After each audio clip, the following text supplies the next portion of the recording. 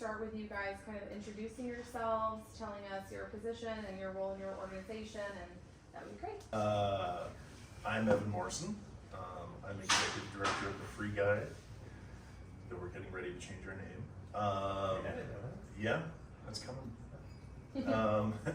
Let's see. What we do, the first thing we did in this community was we published the Santa Cruz Free Guide, the paper guide of services for people who are homeless, so they would know where to go and when, ideally, if things didn't change their hours, to get different services. Let's see, in 2022, we then took on a contract with the City of Santa Cruz to do the RV safe parking program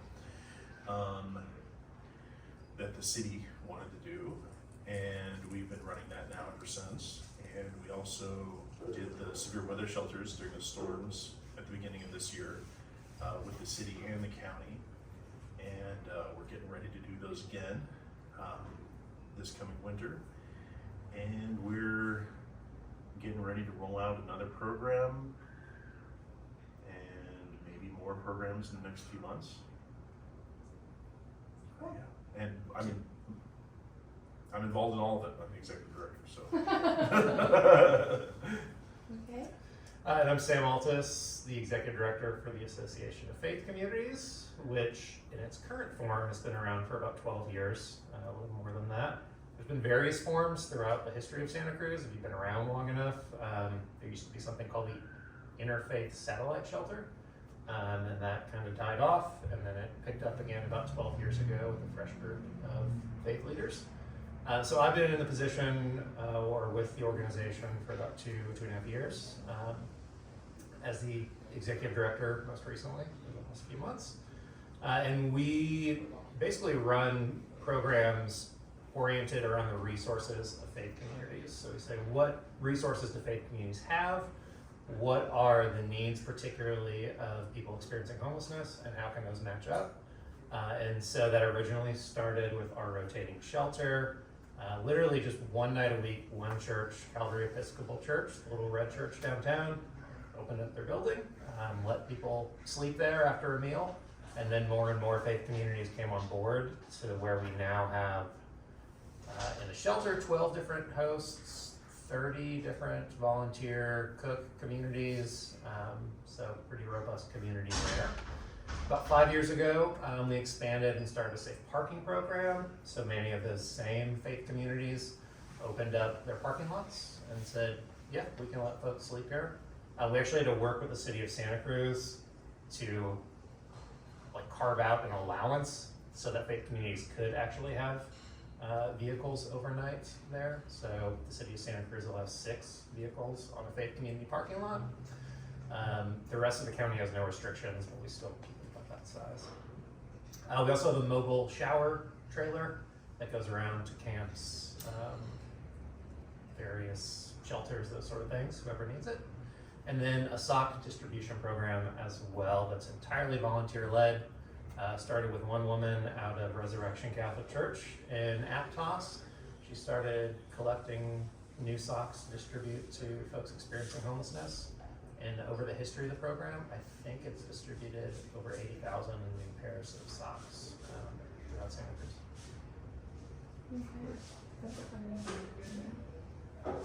Okay. So can you break down kind of the theory behind safe parking? And then, Sam, if you want to touch on the fact that only 6 vehicles are allowed in a parking lot and the reasoning behind that, considering there are a lot of people that live together in the woods and use toilets. Yeah.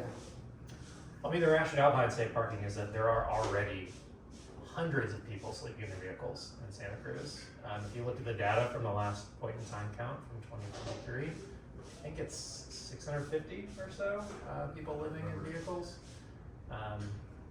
So a lot of people living in vehicles, and they are incredibly vulnerable to harassment, to violence, to break-ins, to tickets, to towing.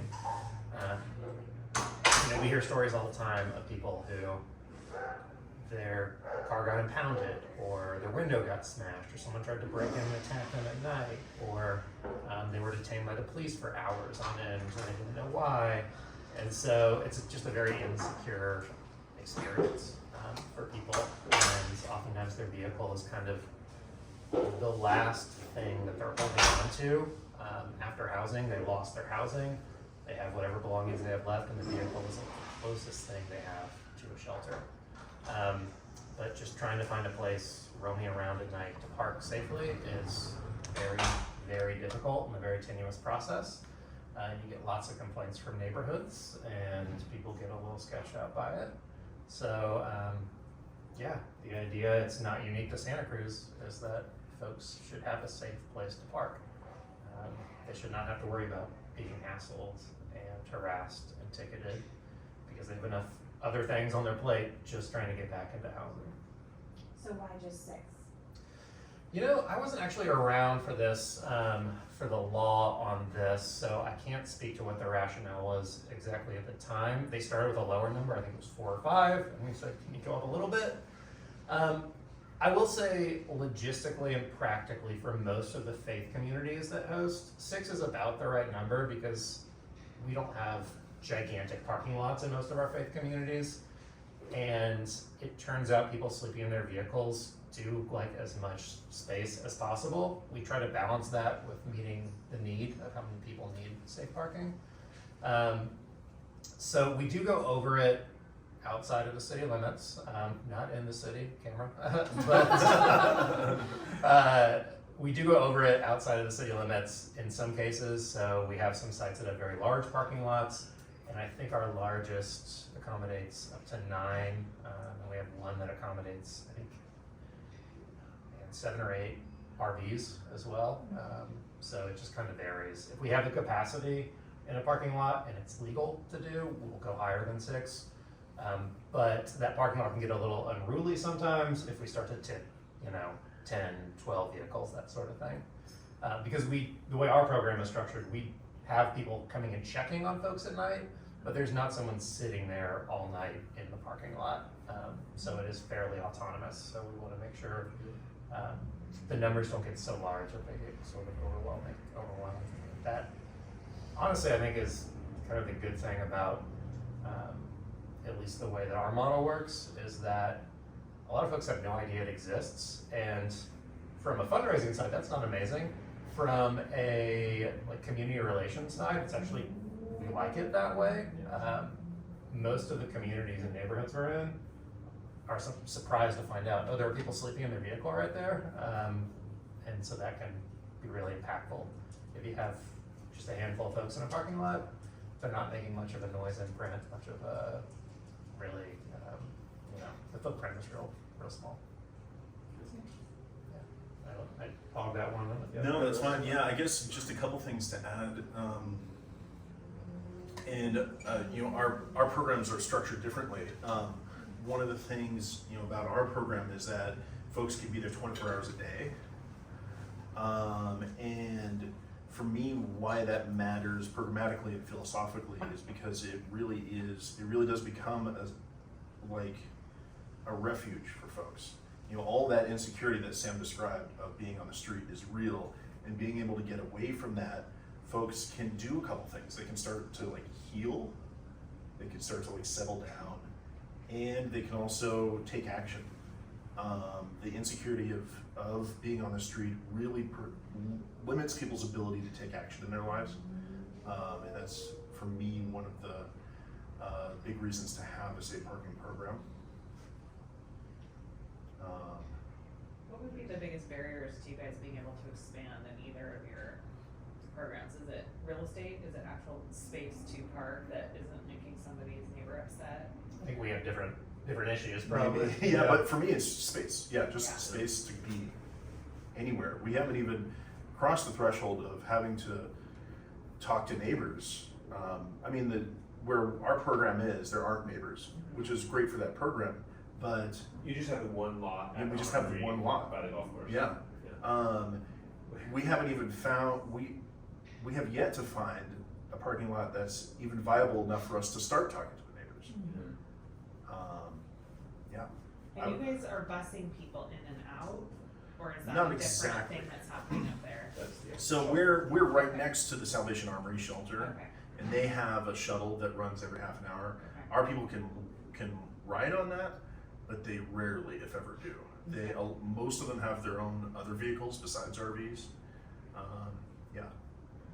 People, at least from my experience, this is, I assume true with your folks as well, folks who are sleeping in their vehicles tend to be a little more autonomous than folks who might be in an actual like congregate shelter, and oftentimes will not almost see themselves as, okay, I'm not like that kind of homeless, which isn't always the best thing, but I think it comes from a sense of like maintaining their sense of dignity and wanting to say like, okay, this is who I am, this is where I'm dwelling.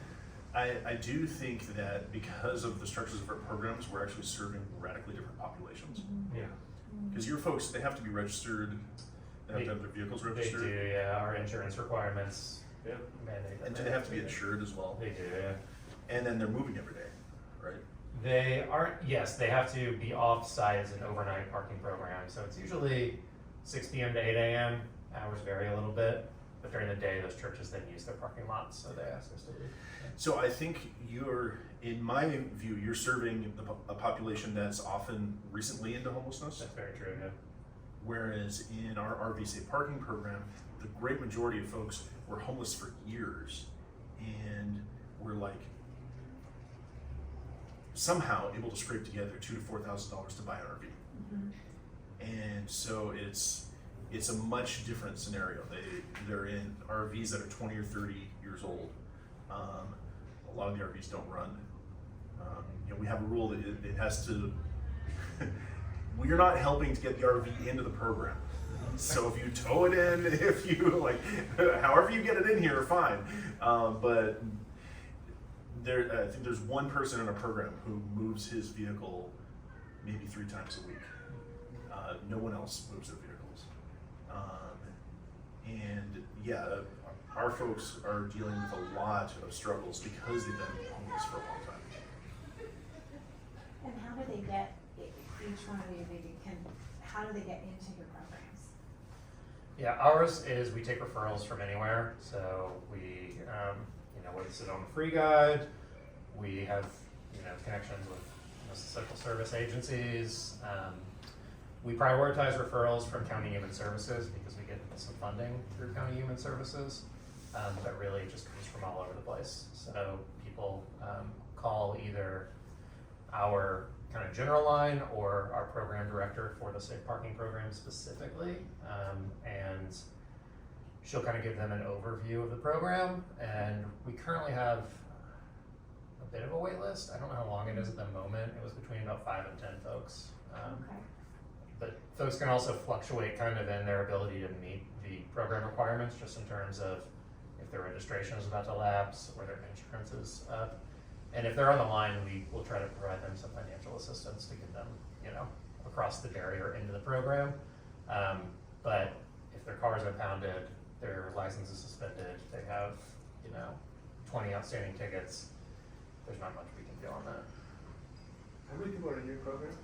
We have capacity for, currently we cap it at 40. In the past, we've gone up to 50, but that overwhelms our staff. So to go back to your question, funding for us, space is not the issue, funding is the issue. We have sites who want to come on board, and we just don't have enough funding to cover the staff for it, and to provide the housing navigation support we want to along the way. We could just fill up parking lots, which is not bad, but what happens is it becomes very sort of transitory, and we don't really see the folks that much. We don't have the staffing to cover it, and it eventually becomes less safe than we actually want it to be. Go ahead. Yeah, I should say funding as well for us. But even like, we haven't even got to the point of asking for, how are we gonna fund having a program at this lot, because we're not even finding lots. Before I forget, I actually need to refer someone to you. What email should I send this to?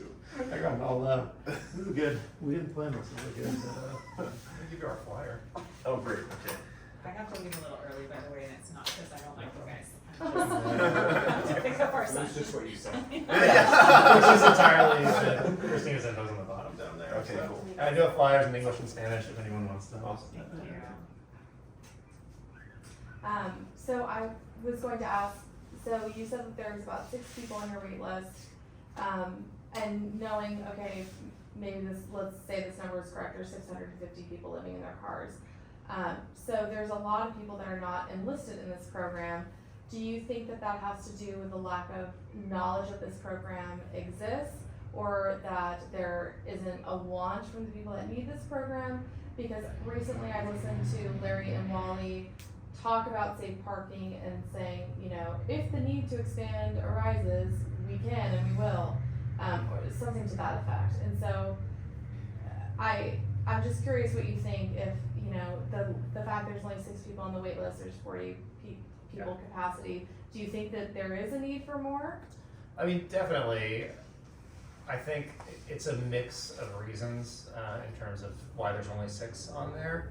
Oftentimes what we'll find is when we circle back to someone on the wait list, they've either moved on in terms of just left Santa Cruz, or they've lost their vehicle, or they're staying with a friend. I mean, there's just all sorts of different options people take.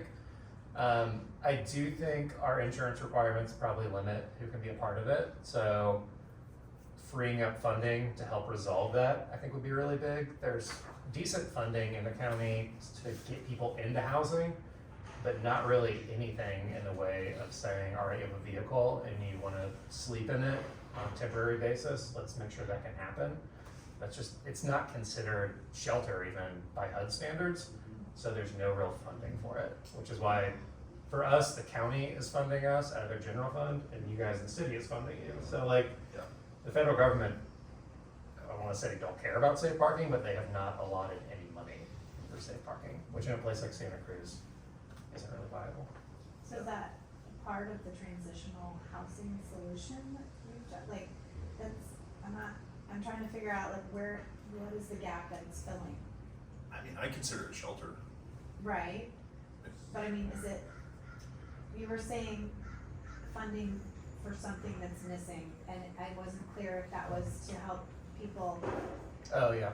which direction they're Yeah, so what I was saying is locally, there are no funds for folks who, let's say, need assistance with their vehicle registration, or there are some state funds to pass a smog test, that's about it. To obtain a driver's license, to clear up previous tickets, those kind of things, which Okay. for us, those are barriers to entry into the program. Mhm. Not so much for you all, but for us it is, and so there's just not enough resources there. We have a very small pool of money we could pull from and say, you know what, we can help you get over that line if it's a couple $100, but if it's something larger than that, then our hands So are these tied. are logistical challenges versus other health and wellness issues, those are different things. For sure. So you were talking about staff following up with folks. So what are both of your systems to, well, ultimately, how do you measure success? What's the ultimate goal? Is it to move people onto housing, or is it to get people off of the streets? So if you could touch a little bit on that, both of you, that'd be great. I mean, for us, the goal is to get folks into housing, and that may be in a broad sense. I mean, ultimately, is to get folks into a place where they have a lease or legal permission to be there on an ongoing basis. Why I say it that way is maybe it's parking the vehicle that they live in now in a place where they're paying on a monthly basis or something like that. For us, that's the goal. However, we do also appreciate that probably the city's goal is to just get these vehicles off the streets. And that's fine with us, as long as they allow us to meet our goal of getting these folks out. How many people are in your program? At the moment, we have 14 households. Okay. What about the wait list? The wait list is 45 as of today. Which is why not to get on Larry, but like expansion of the program Yeah. seems like a no-brainer. Right. But again, if space is the issue, then Yeah. you know, what are you gonna do? Yeah. But I can imagine that we really only have that parking lot available. I mean, I'm not an expert on the land in this county, or this city, but, I know that city staff has been looking for other places, and they have identified other places for what they call tier 2, which is you can be there overnight, but you have to leave in the morning. But we don't currently have a program like that other than the faith-based. The city does Oh, they do. for RVs. Okay. I think they have a capacity for about 20 vehicles. I'm ballparking it, and I think they have 1 to 3 vehicles a night. 20 vehicle capacity, but they only get 1 to 3 per night Yes. because of. There's nothing, like, folks can't be there during the day, Yeah. there are no services. Got it. And you gotta leave every day. Yeah.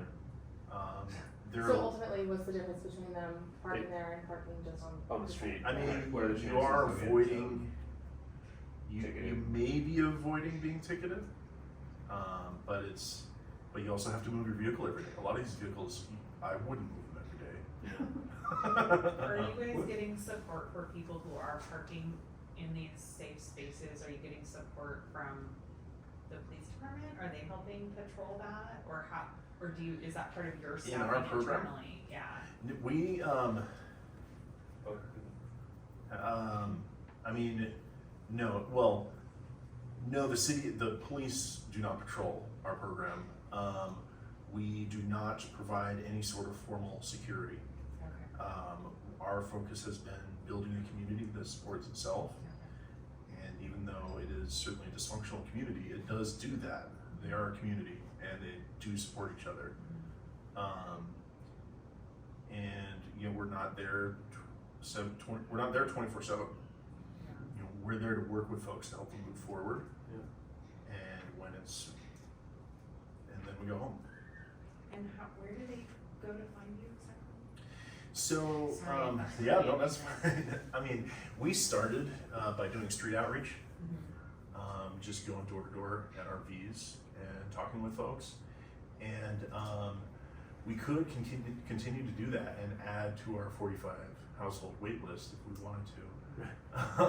But it's just like, Seems futile. it does seem futile, so we haven't really focused on that. But our list keeps growing because word of mouth is happening.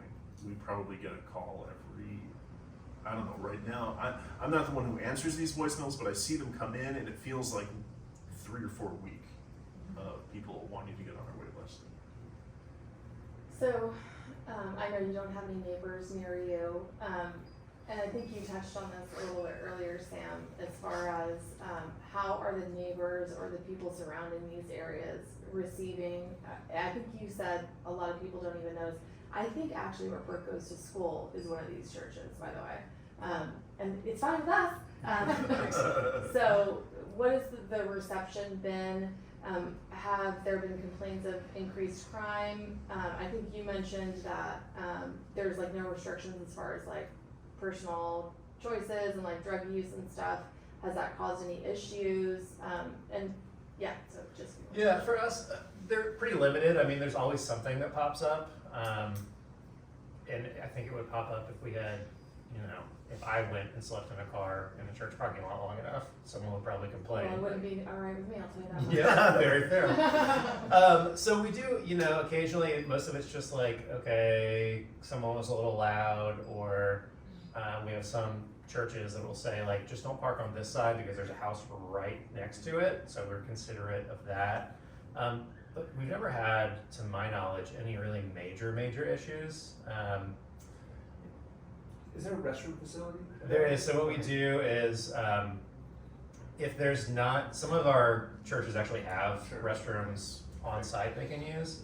But if they do not, then we bring in a porta potty that has a hand washing station in it and drinking water, so they can access that. Actually the bigger issue in terms of like safety and neighbor disturbance is folks will sort of figure out in a community that people are parking in certain parking lots and there's a porta potty, even though it's locked, and you know, with a combination that our participants know, we'll have folks, you know, come on and use substances or break into the porta potty. We have people sleep in porta potties in severe weather, which is heartbreaking. And so oftentimes what we find are the issues arise when it's folks who are actually not a part of our program, but for very understandable reasons are gravitating towards what they see as a service. And if we can redirect them into one of our programs, we certainly will. If not, we do have to, you know, kind of step up patrolling a little bit. We also don't have overnight security, but we can get someone on site if we're seeing problems, you know, multiple nights a week at a particular one. But for the most part, that does not bleed over into neighbors. And like I said, I think a lot of neighborhoods either aren't aware that we're there or they don't seem to care that much. I mean, in a program like ours, where folks are there 24 hours a day, 7 days a week, I would want to have 24/7 staff on site if we were in a neighborhood. Not because of the people in the program. It would be because of the people who would show up. And maybe after doing that for 3 months, we'd be like, okay, this isn't really an issue, but I would certainly start with 24/7 staff. Yeah, because all kinds of folks figure out that folks are there, and you know, an unfortunate reality is that the folks who are homeless are called vulnerable for a reason. People want to take advantage of them, and those folks show up at these programs. Well, and vandalism happens to them, to their cars, to, Yeah.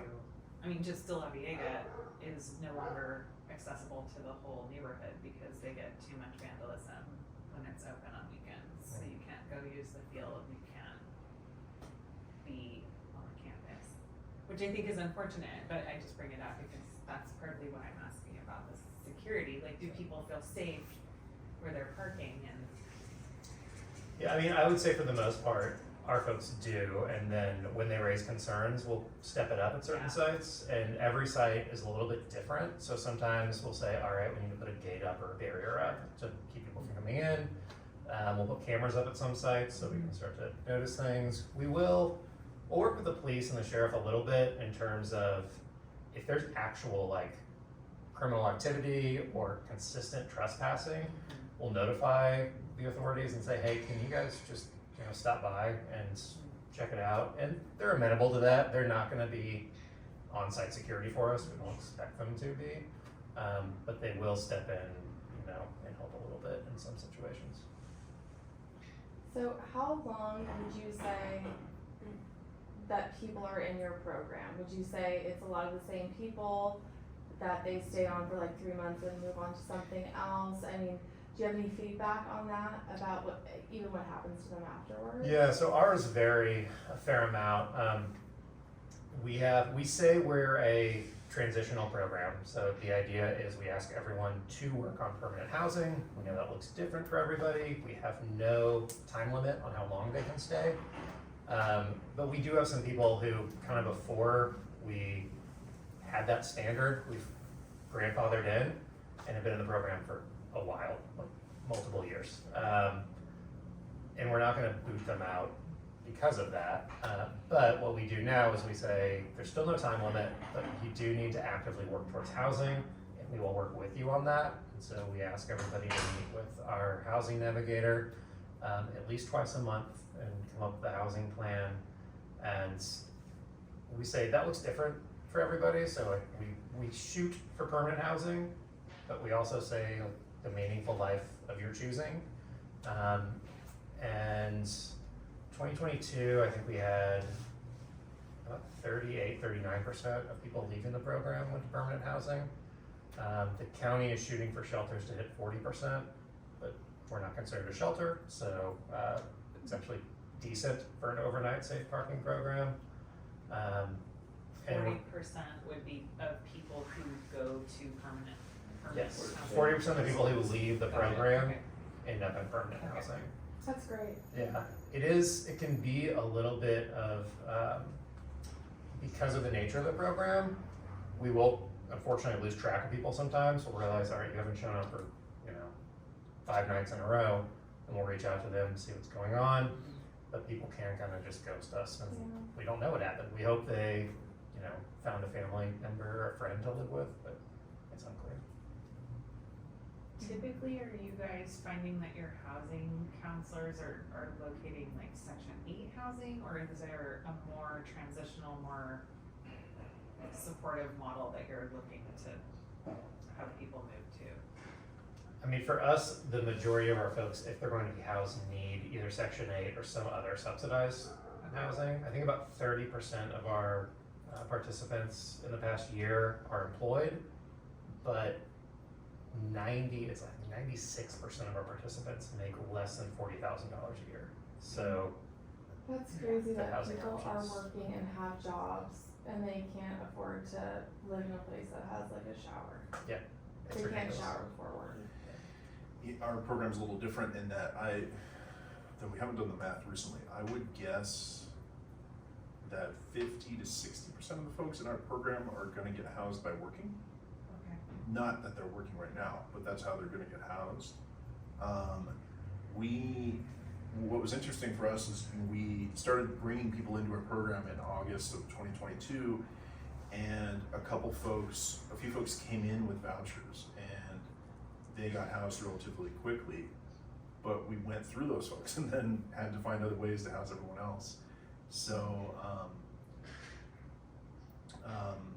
we're having to get relatively creative to make that happen. One thing that we're doing is finding other counties that will who have vouchers for people. Like, if you qualify for a voucher, they'll qualify even if you don't live in that county, and we're helping people move away. How Yeah. does one qualify for a voucher? Sorry, ignorant question. That depends on the county. Okay. But generally, for a Section 8 voucher, you have to be homeless. Okay. And then, I can break down, that's a general Section 8 voucher, and then there's vouchers for veterans, and then there are some vouchers for certain types of vulnerabilities, medical and mental health and that kind of thing. Emily, we're gonna have an event soon that discusses it, so you'll learn all about it. Sorry, I didn't mean to derail. Not at all, I not just at am all. like, wait. Yeah, totally. I'm like trying to connect the dots. It's housing choice vouchers, Section 8 are income based, and so as long as you're below the income threshold, you would in theory qualify, but the standard wait list, I think, it's like 8 or 9 8 to years 10 right now or years, something yeah. like that. So there's side doors you can go in, and there's special vouchers that became available during the pandemic that were really helpful. The rehousing wave in the county was super effective because of those vouchers, but those are all gone now, so. So 8 to 9 years, I mean, I just hear that and I'm like, well, that's hopeless. That just feels really depressing. Yeah, Correct. one of the folks that we got housed in our program waited through the wait list. It took 8 to 10 years, and she came into our program and she was like, yeah, I just got this thing in the mail, and we were able to get her in touch with HUD so she could get her voucher. But she has a relatively large family, and I know a good portion of that family, and they all are or have been homeless. There's generational homelessness there. And so that was how she got housed, is she waited through the wait list. Wow. Would you say, and this is a total side question, as far as the people that are in your program or that you see, I'm just curious, the proportion of like men versus women, and if like domestic violence plays into any of the kind of stats that you guys are seeing, or would you say there's an equal ratio or more male versus female? Ours is right about 50-50. Really? And for the most part, we'll occasionally see some people who've experienced domestic violence. We will generally encourage them to go to places like Monarch because those are going to be a little more stable and just quite honestly safer. But if folks don't want to do that, they can stay in the program.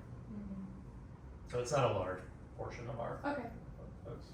Yeah, I would say that I think we're slightly weighted towards men, but like 55-45 right now. I mean, nationally, and certainly even locally, a majority of people who are homeless are men. I think the most recent estimates are 40% of the homeless population is women. I don't think we've had anyone in our program who became homeless due to domestic violence. Because we have couples, we absolutely have experienced domestic violence incidents in our program. So what do you do? It's a case-by-case case-by-case basis. Unfortunately, I mean, just like in the rest of life, domestic violence isn't a standalone issue. Domestic violence can and does lead to homelessness for all parties involved. And in programs like ours, people aren't just weighing whether or not it's okay for a domestic violence incident to happen. They're also weighing, do I want this person to be on the street?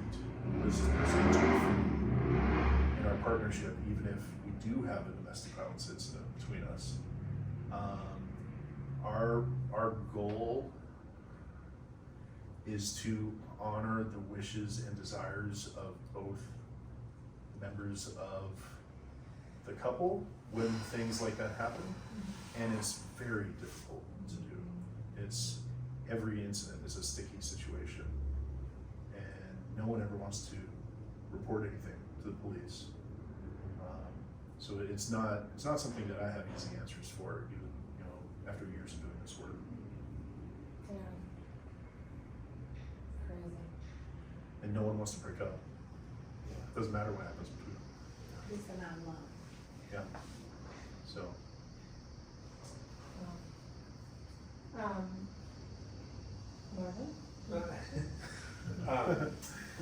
Logistically, like, bathrooms, I understand, you either have bathrooms open or you bring them in. Your situation, do the RVs have their own waste? How do you get rid of that? Yeah, so we do have porta potties and we have a shower on site. There's at least one RV participant who regularly uses the facilities in our RV. And we have finally sourced a way for folks, if they do want to get their RV pumped, we have someone who they can call to get their RV pumped. It does cost them money, and we're not subsidizing that. But that's how took us a good 10 months to get that source after we started. But yeah, now we have them. And otherwise, they would just have to use the porta potties and cooking also. Do they cook in their own? Folks, yeah, they're on their own for cooking. Basically, everyone has propane. So yeah, folks cook. Refill their own propane. Yeah, during the winter, which is coming up, we do assist people with propane because for heating concerns. But yeah, as far as cooking goes, people provide their own. What about, I mean, yours is ultimately you provide washing stations, porta potties, and the vehicles, because it's supposed to be just overnight. Yeah, we're working to expand some of those services. Food is difficult. Oftentimes, our safe parking sites overlap with our shelter sites. And so our safe parking participants have a standing invitation to come in for dinner whenever they want to. Some of them love it. Some of them are in safe parking instead of shelter because they like their privacy. And so they're just like, no, thank you, I'll be out here. We're looking to use our mobile shower trailer for our safe parking folks a little bit more. We're just trying to find a couple sites kind of central for them so they can use it. And then we're gonna start raising money to give them laundry services a couple times a month as well. Because those are both really big barriers, not just for our folks, for everybody. Right now there is no laundry service available in the county for people experiencing homelessness. We do provide laundry vouchers, and if you want an insight on how we do that, feel free to pick my brain. Sure. Yeah.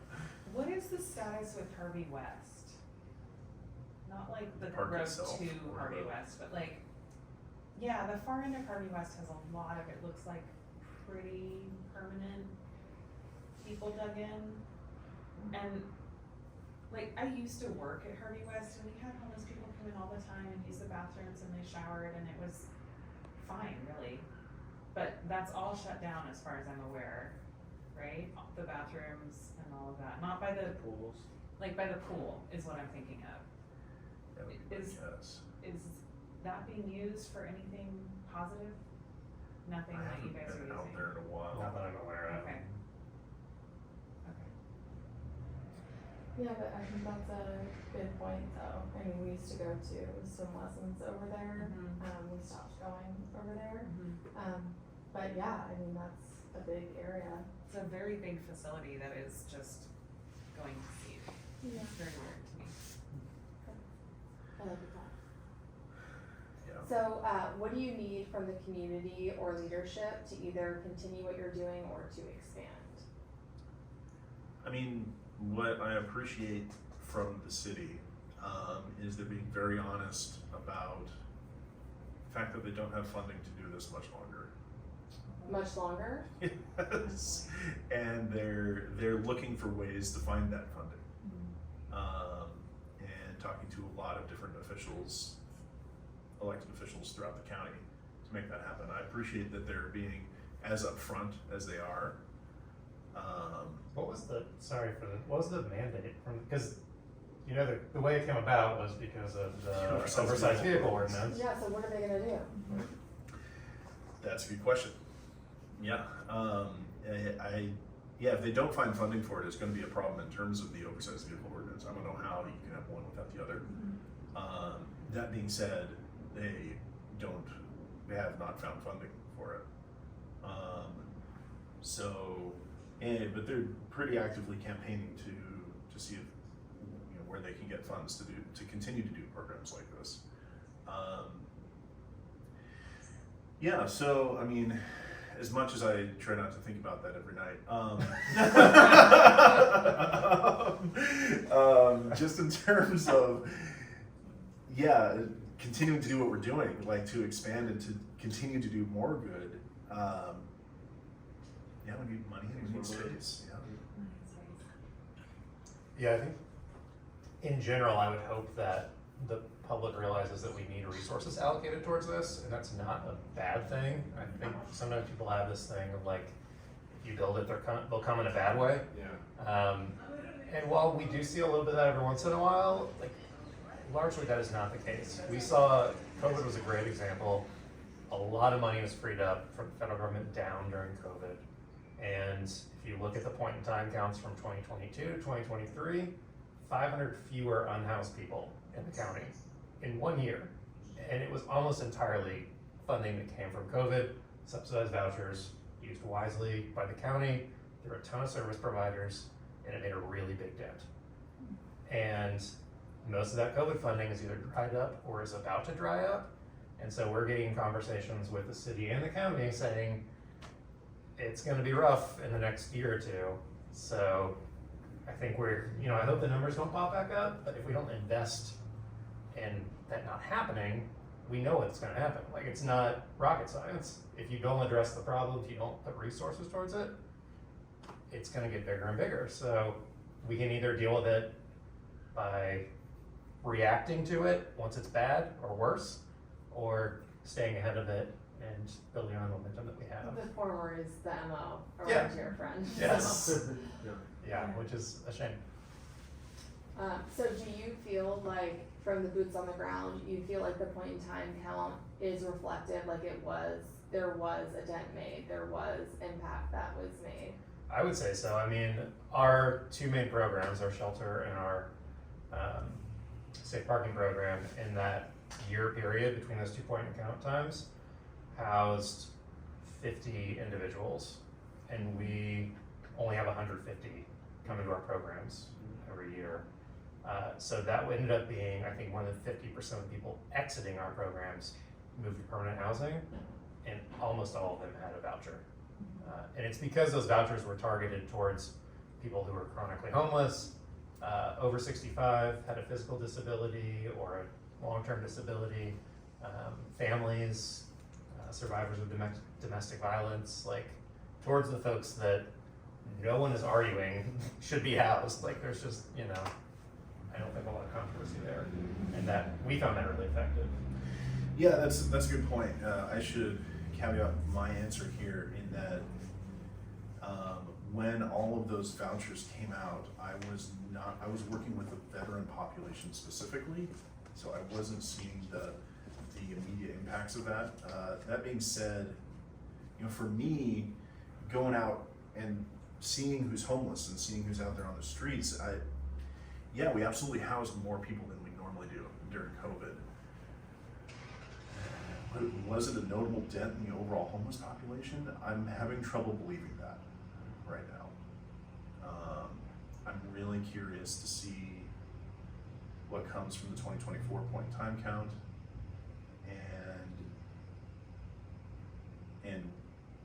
and the other counts that are out there in some form or another. Are there better counts? Because it does seem like a pretty flawed methodology when Yeah. about how it works, depending on weather and. Something that I've been exploring is just what we call in the lingo is the HMIS data, which is the database of people who are homeless. Last year there were 1,800 folks put into that database. This year, 6 months in, there were 1,400 people put in. Which to me is not a good sign for the trend that we're going. There is no, so what it's gonna take to notably make an impact on ending homelessness here is everyone who's homeless now is gonna have a relationship with some kind of agency that's working with them. Once we hit that threshold, we're actually gonna know how many people are homeless here. But we're nowhere near that threshold now. And so it's kind of like we'll see how many people are actually homeless. And I've been wondering, how can we make that happen? How can we start to build those relationships on a large scale so we can really know how many homeless people there are? And if we're able to do that and get those folks in HMIS, then that number will be really accurate. Yeah. Is that part of the outreach that you're working on? I'm hoping to get funding. I have a plan to get funding to be able to do that, but that's a few steps away from where I'm at today. I think it also, those numbers are probably telling about who got housed, because I agree with you in the sense that, like, if you look at, I live in downtown Santa Cruz, so there didn't seem to be that much of a dent in terms of my neighborhood at all. But the folks, like, in our program are not the folks that you would see in San Lorenzo camp during COVID for the most part. A lot of 65 plus, on limited or fixed income, folks with disabilities, couldn't work, those kind of things, who would find themselves in a shelter most likely, and had, I wouldn't say an easier path to housing, but they were who was targeted by those resources and who were already connected to someone who could help navigate them towards housing. So the people on the street, the people in the camps, they were not affected in a positive way, at least I don't think. Yeah, I think some did get EHV vouchers, but it was, a small percentage of the overall folks who did. Yeah, I think in this town, we forget that the folks that we saw in the Benchlands, one, for the most part, are still homeless and they're still around, but two, that's a very small percentage of people who are homeless in this city. We're just not, the other folks aren't as obvious. And a lot of that is people living in their vehicles. Yeah. So of the point in time count, 1,400 to 1,500 unsheltered folks in the county, and 46% of those were living in vehicles. So almost half of people who are unsheltered are in a vehicle at night. And those are not as visible unless you're just walking up and down the street trying to. Yeah, 5 to 6 a.m. they're visible because you see the fog in the windows. That is But true. If you're not awake, then. And my dog can spot them out because he always wants to find the food that's left over. There you go, yeah. Sniffing around the corners a lot. Wow. Marvin, do you have any other questions? No, I think this is really great. I really appreciate you guys being here and it's helping our mission, trying to figure out what the solutions are, what's working, what isn't. Yeah. Both of you are doing big stuff. We appreciate it. If you'll indulge me to brag Please. Yeah. for a minute, I will say that since we started in August of 2022, 79% of our exits have been to housing. That is a wildly high number, by the way. That That's is. wonderful. And I think that's the right note to end this meeting, this kind of meeting on, right? Like to know that something's working. Yeah, That's awesome, yeah, I just wish we could scale up. right? Or at least the funding not dry up. I know, it's like, I'm thinking about scaling up, it's like, well, will we even exist next year? But Have you been discussing with leadership about that? And would that be your funding as well? no. I don't No, we think have so. separate streams of Okay, funding. cool, you're safe, awesome. Yeah, in different ways. Yeah. Yeah, I mean, yes, I don't know. Yes, there are a lot of meetings coming up with a lot of people to see if funding can be secured somehow. I don't know what I can publicly talk about, that's why I'm being a little cagey about this, but yeah, there's, I personally have, just from what I'm seeing happening, I'm very confident that the folks at the city are doing whatever they can. And I mean, the city staff are doing whatever they can to find the funding for this. We certainly have solid case proof that this works and it should be funded. Yeah. Just so we're clear, your funding mostly comes from the city and Yes. the county, or No, mostly so from the city? For the RV safe parking program, it's 100% from All the the city. city, okay. Yeah. And from your other, from the one-time COVID funds from Yeah. the state, okay, which are no longer, which are running out. yeah, Yeah. okay. And you don't get much funding from donations, volunteer? Right. We certainly are set up to, if anyone wants to donate. Yeah. You can go to our website. Well, that's why I'm asking, Yeah. of course, yeah. Yeah. And then your funding is from the church community? Well, so it's ebbed and flowed. Historically, the faith communities have funded the shelter in its entirety, and then when we added on safe parking and the mobile shower trailer, that came from a state grant that filtered through the county Okay. that ran out years ago. So we were privately funding the safe parking program. That proved very hard. If you are familiar with most faith communities in Santa Cruz County, they're broke and their numbers are dwindling, but they have physical resources, like they have spaces, which is what they're using. So while we do rely on them for some funding, we're increasingly trying to diversify our funding. So we have a county contract right now through the general fund that the Board of Supervisors approved last year to make sure the safe parking program could continue. We get a little bit of core funding for the safe parking program. We're exploring some Central Coast Alliance funding. It's just really trying to braid together funding so that if one rug gets pulled out, we're not, closing up shop. But it's hard. I mean, everyone's in the same boat where there just are not that many streams of funding for this type of work. This just came to my mind because you had said like a lot of them are broke. I'm just curious, is Twin Lakes involved in this? Twin Lakes is Yeah. involved, yeah. They're supportive. As of right now, they don't let us use their campus for anything because it's a very active campus. But they'll donate money, they'll cook meals for us, those sort of things. And they have a contingent within their church that's very supportive and very interested. We're always just kind of trying to nudge them a little bit. Like, hey, You've got lots, what give about us this parking some. lot? Yeah. Well, I could bring up Colin, I mean, and Yeah. it's not faith, that's not faith, but Yeah. they have access to all that. Yeah. They could influence maybe. It's interesting too, the congregations that end up devoting more of their physical resources, their space towards us, are the ones whose populations are dwindling, partly because they can, because there aren't that many things happening at the Right, churches. see, yeah, that makes sense. Underutilized real estate. Yeah, or they're using it in a lot of different ways in terms of like having a lot of support groups on campus. There's a lot of congregations using their buildings in really like great ways that benefit the community. And they kind of fly under the radar. People don't seem to know about them. And so I don't think I would say this to our churches, but there are churches that are like on a death trajectory, but they're doing it in like a really, like, they're going out in a really like beautiful way. Like, they're making sure that like as an organization, if they're not gonna exist, they're gonna like leave a legacy that is Wow. really impressive. That's really cool. Yeah, I'm not sure they're to the point where they think they're not gonna They know exist, that, right? but they have this core value of like, we are going to use this space no matter what, even if we can barely keep our lights on, and it's amazing. I mean, I can't go public about which church we're doing this with, but we're working with a church to build permanent support housing on their property. And they absolutely are there. They're like, you know, our congregation is dwindling. If something doesn't change, we're gonna be gone in a few years.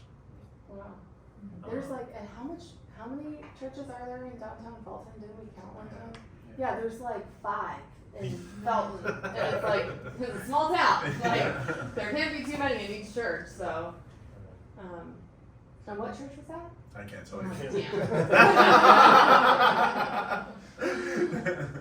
Well, that's great. I'm so happy that there are people that are doing this work and, you know, whatever we can to, you know, encourage leaders to keep money coming your way. I mean, we'll do. I mean, I will. I don't speak for everybody. She runs the group. No, no. We do what Kevin says. Yeah, I mean, as the county budget is coming up in this sort of early 2024, as they start to propose it, that's a big part of it, is advocating to say, like, make sure you're carving out funds, because they're housing for health, the county's, you know, housing kind of oversight, or homeless service oversight, has a limited stream of funding, but the Board of Supervisors can allot money if they want to. They don't have tons of it, but, you know, if they can find it, then they can divert it towards homeless services. Okay, well, I'm sure we'll communicate with you later about, you know, however we can support as well. Yeah. And I feel like we talk to you all the time. Yeah. No complaints here. Cool, well, thank you so much. Yeah. Yeah, thanks. Thank you. If anyone wants a flyer, you're welcome Yeah. to. Yes,